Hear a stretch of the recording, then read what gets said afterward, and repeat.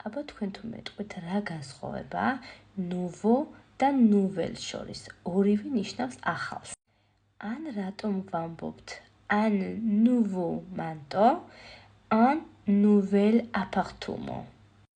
ან კიდევ un nouvel hôtel. ცოტა დაგაბნია, ხო? მოდი ახლა განვიხილავ და გაგარკვევ ამ ყველაფერში. nouveau და nouvelle ორივე ნიშნავს ახალს.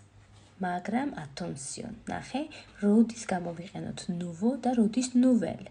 nouvelle გამოიყენება, როცა არსებითი სახელი, მამრობითი სქესის, რა თქმა უნდა, იწყება ხმოვნებით ან მუნჯიაშით.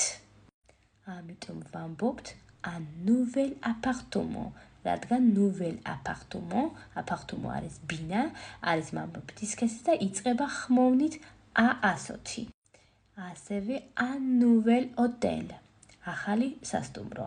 სასტუმროც არის მამრობითი სქესის და იწყება მუნჯიაშით. მაგრამ un nouveau manteau, ნახეთ, un nouveau manteau, ესეც მამრობითი სქესის არის, მაგრამ manteau, პალტო, ანუ ახალი პალტო, ანუ პალტო იწყება თანხმოვნით. მაშასადამე წესი ასეთია.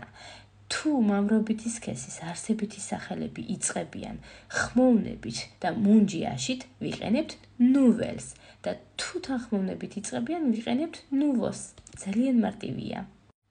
თუ ჩემი ახსნილი კარგად გაიგე, კომენტარებში დამიწერე un nouveau travail იქნება სწორი თუ un nouvelle travail. გელოდები დროებით.